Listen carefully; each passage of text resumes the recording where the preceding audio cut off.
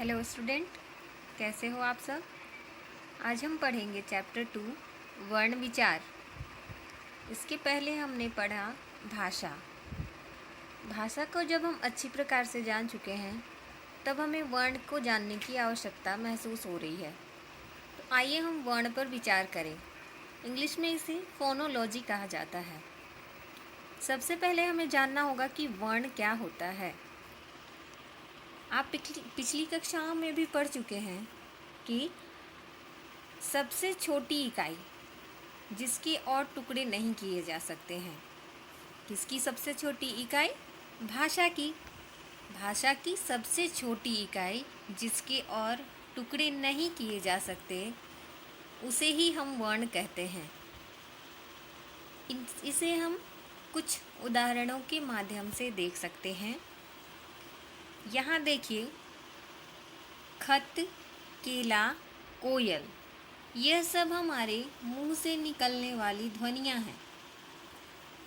जब हम खत, केला, कोयल, आम, कलम, पुस्तक, दीवार आदि चीज़ें आदि ऐसे शब्दों का जब उच्चारण करते हैं तो हमारे मुख से ध्वनि निकलती है। और इन ध्वनियों को लिखने के लिए जिन चिन्हों का प्रयोग किया जाता है उन्हें ही वर्ण कहते हैं। तो क्या हुआ? वर्ण। ध्वनियों को लिखने के लिए जिन चिन्हों का प्रयोग किया जाता है उन्हें ही वर्ण कहते हैं। वर्ण भाषा की सबसे छोटी इकाई होती है। आइए परिभाषा देख लें। उस छोटी से छोटी इकाई को वर्ण कहते हैं जिसके और टुकड़े नहीं किए जा सकते। अब हम वर्ण अच्छे प्रकार से जान चुके हैं। आगे हमें देखना होगा कि वर्णमाला अल्फ़ाबेट, इन वर्णों को जब हम एक क्रम में सजा देते हैं, जैसे मोतियों से क्या बनती है? माला। ठीक है, तो उन मोतियों को जब हम एक क्रम में सजाकर एक धागे में गूंथ लेते हैं तो उन मोतियों से माला बनती है। यहाँ हम वर्ण को वही मोती मान लेते हैं और वर्णमाला क्या है? मोतियों की माला। तो वर्णों के क्रमबद्ध समूह को ही वर्णमाला कहा जाता है। वर्णों के क्रमबद्ध मतलब एक कतार में सजा देना, वह क्या कहलाएगा? वर्णमाला। भाषा के मौखिक व लिखित दोनों रूपों के प्रतीक हैं। वर्णों को अक्षर भी कहा जाता है। वर्ण क्या है? भाषा के मौखिक व लिखित दोनों रूपों का प्रतीक है, अर्थात चिन्ह है। वर्ण को हम अक्षर भी कहते हैं। वर्णों को यहाँ कई भागों में बांटा गया है। देखते हैं कि कितने भागों में बांटा गया है। यहाँ देखिए, आपको देखने में मिल रहा है कि अ, आ, छोटी ई, बड़ी ई, ऊ, बड़ा ऊ, री, ए, ओ, औ। कितने हो गए? 1 2 3 4 5 6 7 8 9 10 11। आपके दिमाग में आ रहा होगा अंग और कहाँ गया? अंग और अह कहाँ गया मैम? तो अंग और अह स्वर नहीं, अयोगवाह हैं। स्वरों की संख्या कितनी है? 11। स्वरों की संख्या कितनी है? 11 या 11, अ से औ तक। इसमें हम देखते हैं छोटी ई जिसे हम कहते हैं उसे हम हर्षव ई भी कहते हैं। बड़ी ई को दीर्घ ई, छोटा ऊ को हर्षव ऊ, बड़ा ऊ को दीर्घ ऊ। हर्षव मतलब छोटा और दीर्घ का अर्थ होता है बड़ा। तो स्वर की संख्या कितनी हो गई? 11 हो गई। अब यहाँ पे अयोगवाह है, अंग और अह। अयोगवाह इसे इसलिए कहा जाता है क्योंकि ना तो यह स्वर हैं और ना ही यह व्यंजन, इसलिए इन्हें अयोगवाह कहा जाता है। अब हम देखते हैं व्यंजन। तो इसी प्रकार क से ह तक क्या है, व्यंजन है। और अक्ष, त्र, ज्ञ और श्र यह संयुक्त व्यंजन है। और अन्य वर्ण में द और ढ है। ठीक है, तो सबसे पहले हम देखना चाहेंगे कि आखिर स्वर और व्यंजन होते क्या हैं। स्वर और व्यंजन तो ये क्या हैं, हिंदी वर्णमाला में वर्ण के दो भेद हैं।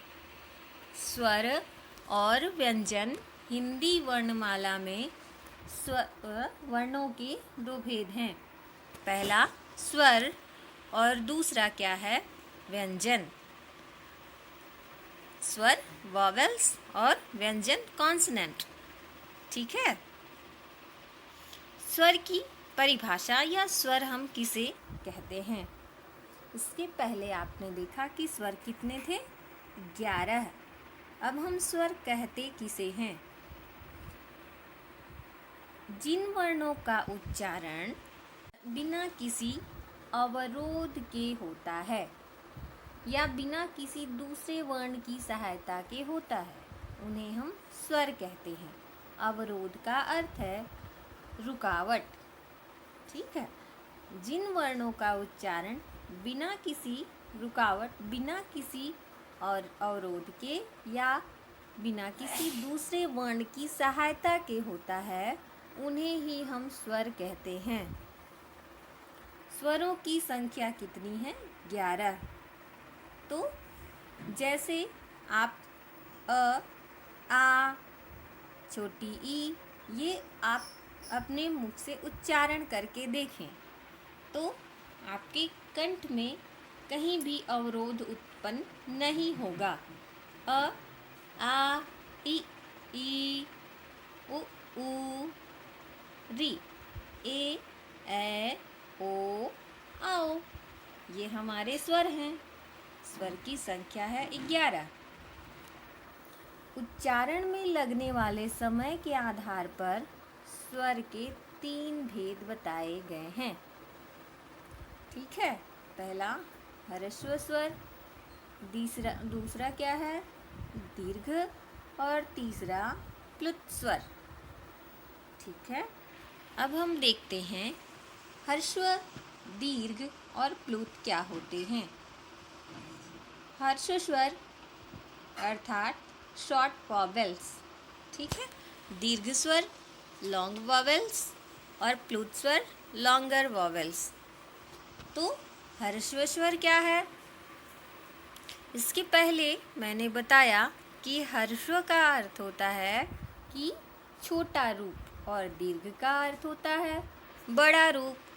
तो ह्रस्व स्वर में जिन स्वरों के उच्चारण में बहुत कम समय यानी एक मात्रा का समय लगता है, उसे हम ह्रस्व स्वर कहते हैं। बहुत कम लगता है, जैसे ह्रस्व स्वर हमारे यहाँ पे हैं अ, छोटी ई, उ और री। कम समय में हमने उच्चारण किया। अब यहाँ पे हम देखते हैं दीर्घ स्वर लॉन्ग वॉवेल्स। जिन स्वरों के उच्चारण में ह्रस्व स्वर से दुगुना समय यानी 2 मात्राओं का समय लगता है, वे दीर्घ स्वर कहलाते हैं। इनकी संख्या 7 है। इनकी संख्या कितनी है, 7। आ, बड़ी ई, बड़ा ऊ, ए, ओ, आओ। कितने हो गए, 7। तो इनके उच्चारण में ह्रस्व स्वर से दुगना समय लगता है। तीसरा और अंतिम है प्लुत स्वर। जिन स्वरों के उच्चारण में दीर्घ स्वरों से भी अधिक समय लगता है, वे क्या कहलाते हैं, प्लुत स्वर कहलाते हैं।